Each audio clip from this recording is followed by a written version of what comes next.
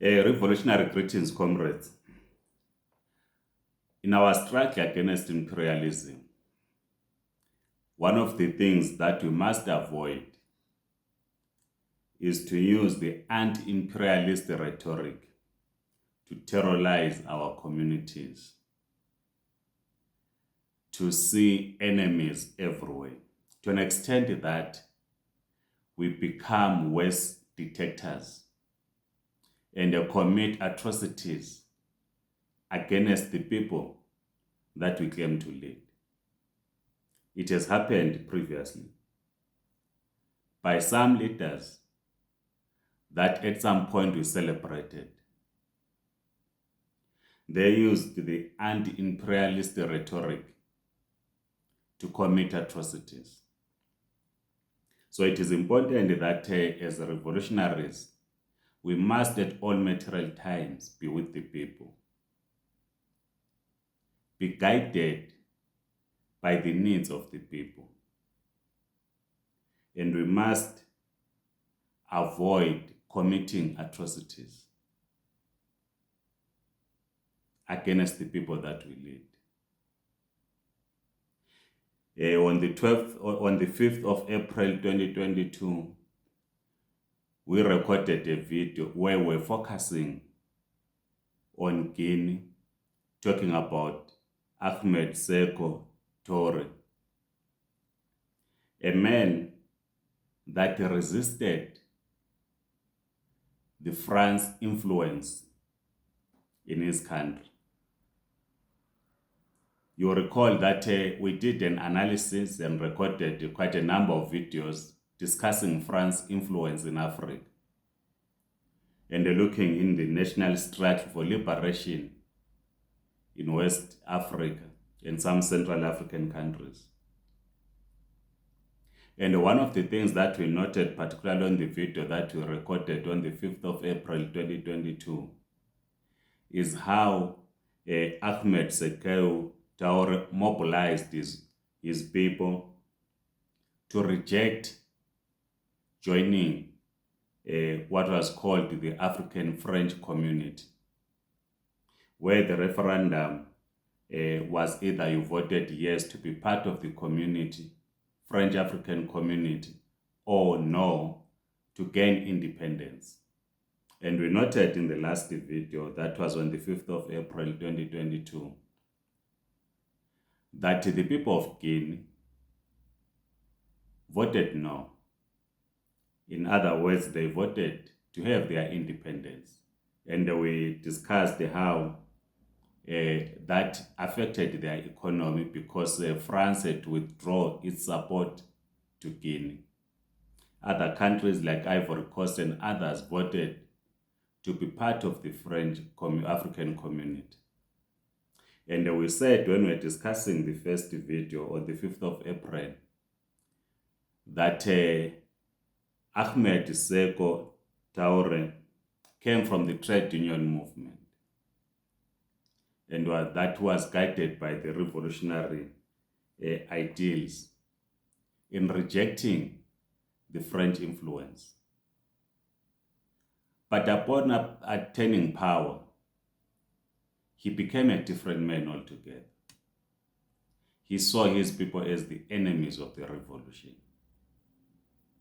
This is what we must avoid as revolutionaries.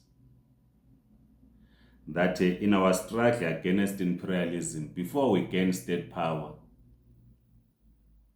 we are celebrated by the people as their true leaders in our revolution.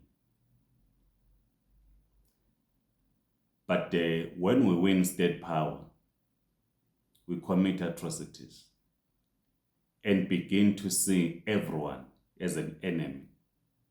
Comrade Glenn Zimande, the former GS of the South African Communist Party, once spoke about this, referring to ZANU-PF in Zimbabwe, that the academia are the enemies, workers are the enemies, business people are the enemies, everyone. And I was posing this question, which he says in the video that has been circulating quite extensively, in a number of social media platforms to say, how come that the revolutionary forces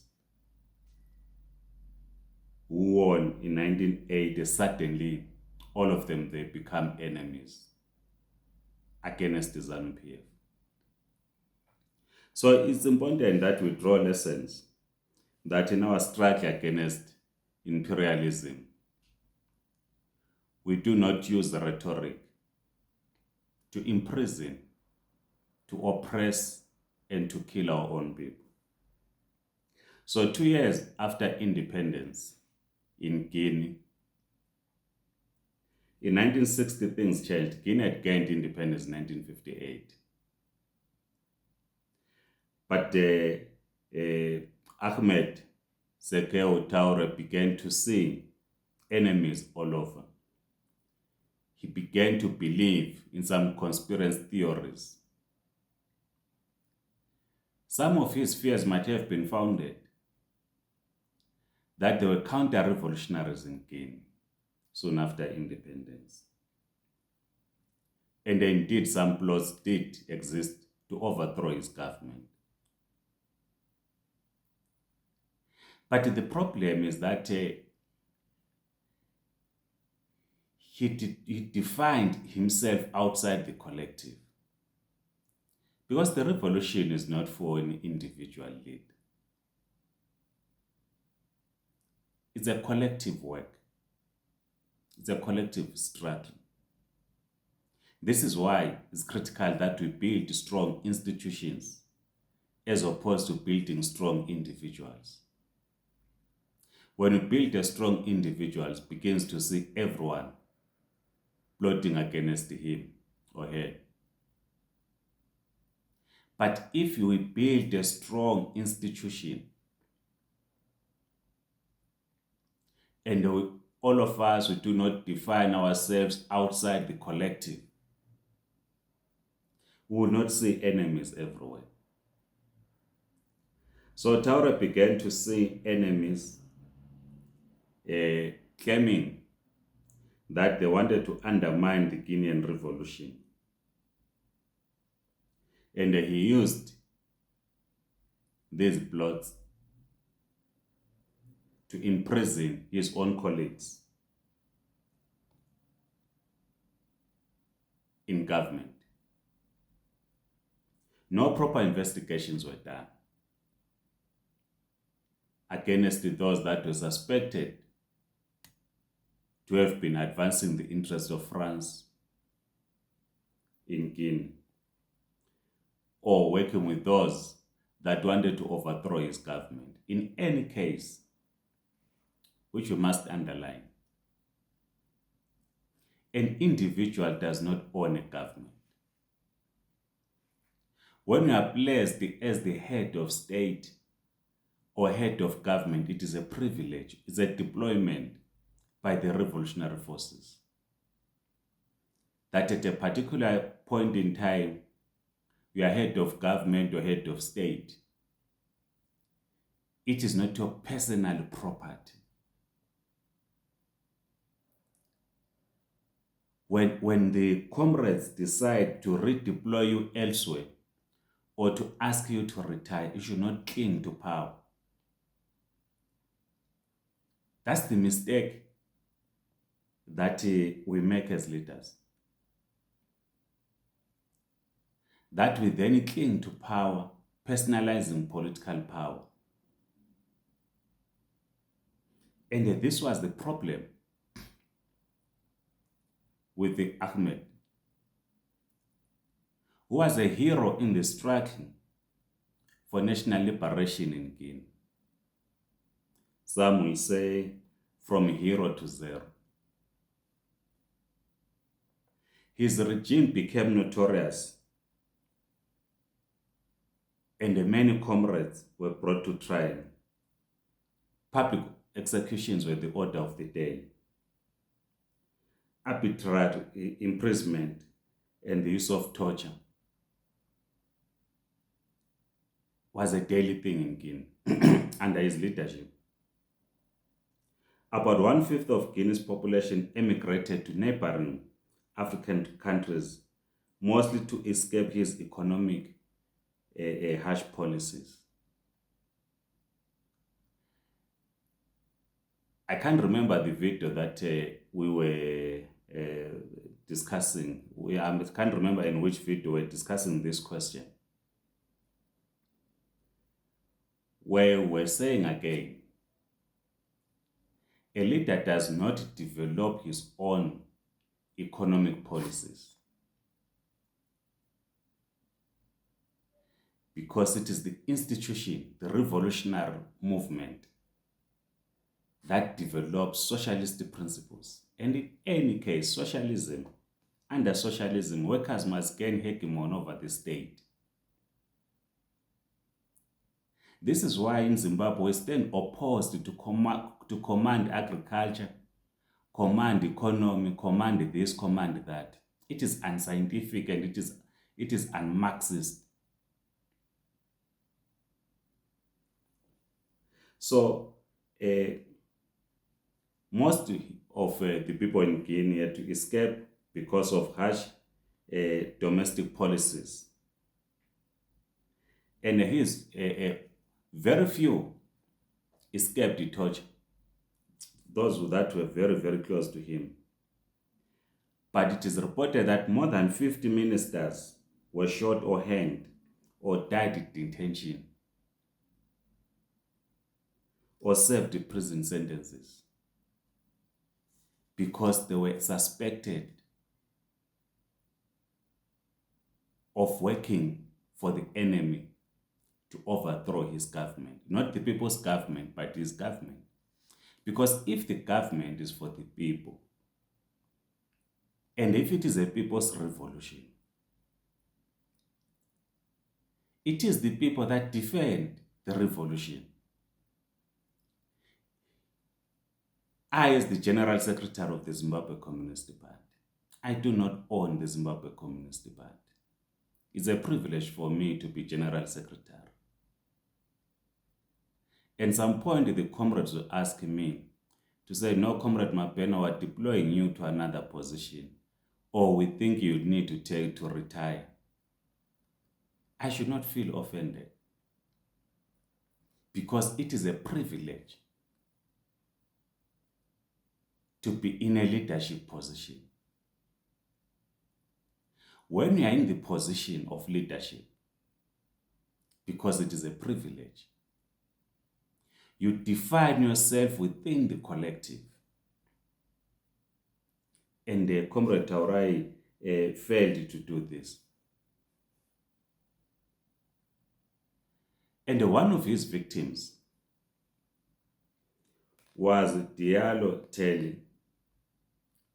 Diallo Telly was a distinguished Guinean diplomat. He served as the first Secretary General of the Organization of African Unity. Right? The Organization of African Unity was founded to unite all of us in Africa. So Guinea produced the first Secretary General of the OAU. But Telly was imprisoned, tortured, then subjected to what they call in French la tire de noire, was executed.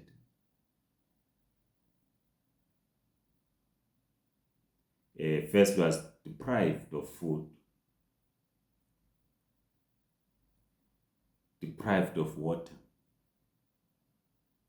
and they died. He was not executed in that he was hanged. But the conditions that he found himself in prison led to his death in the hands of Ahmed Sekau Taure, who in the struggle for national liberation was a hero. And the one mistake in our case, that we must not make, particularly in Zimbabwe.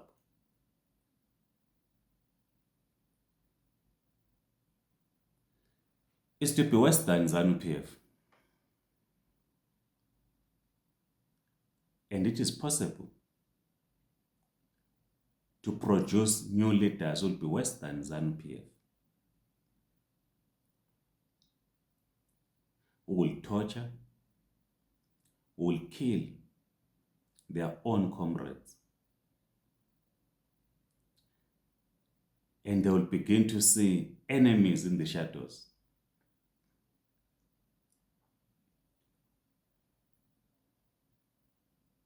And that's the thing that we must avoid.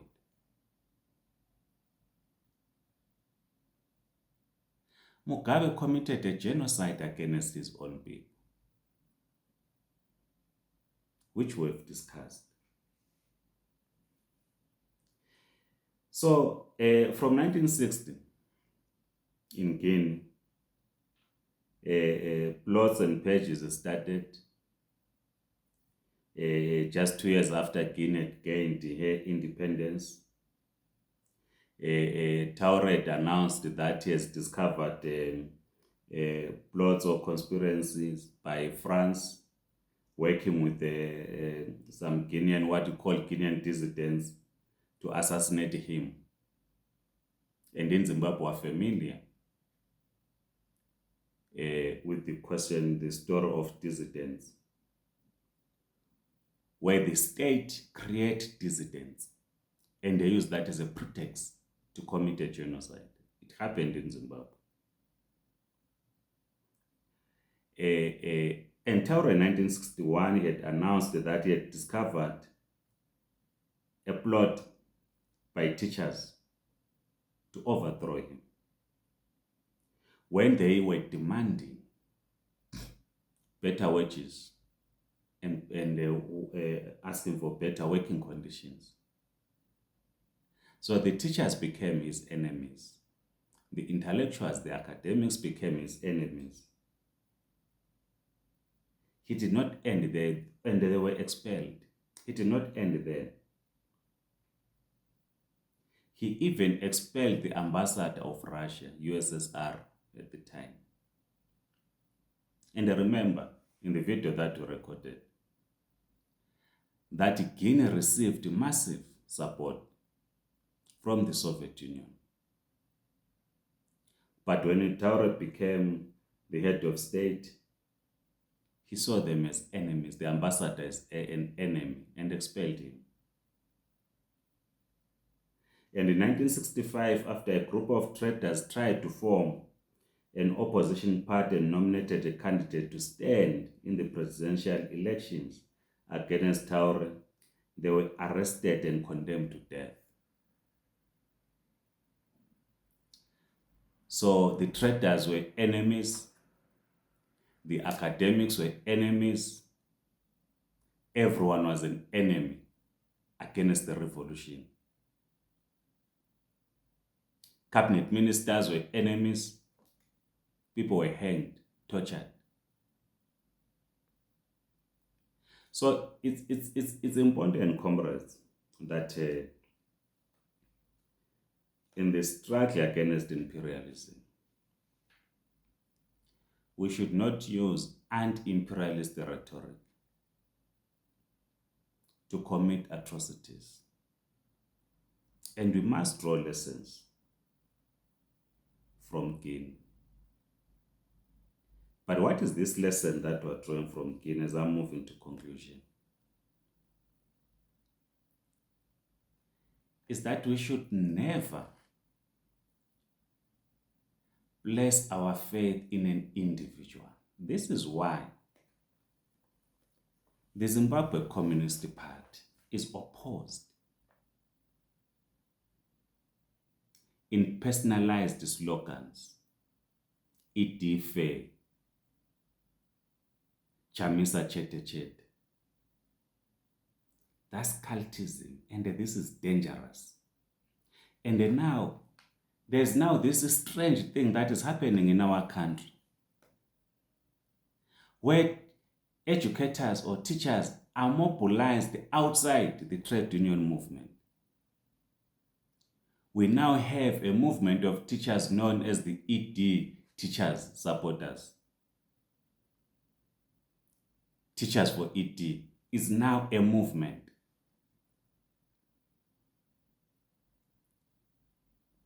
to support President Emerson Mnangagwa to win elections in 2023.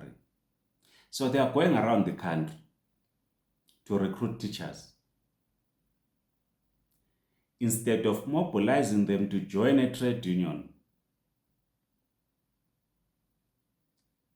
they are mobilized as a movement, a personalized movement for ED, teachers for ED.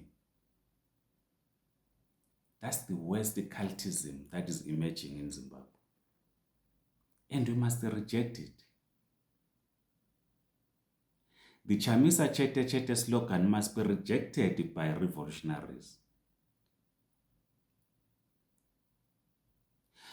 When the people of Guinea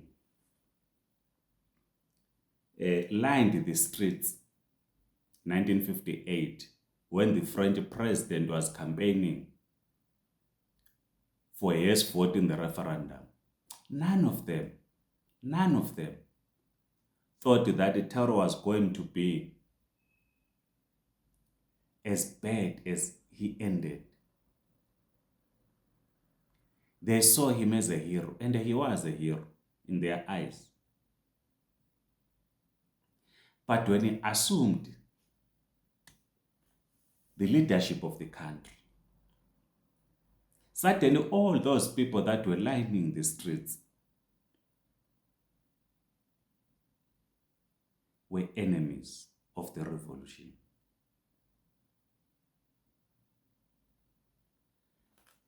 And it is a lesson for us that we must build strong institutions, not strong individuals. I know that comrades, some, they are not comrades, but some will say, no, we are jealous. It is the face of ZANU-PF. Chamisa is face of Triple C.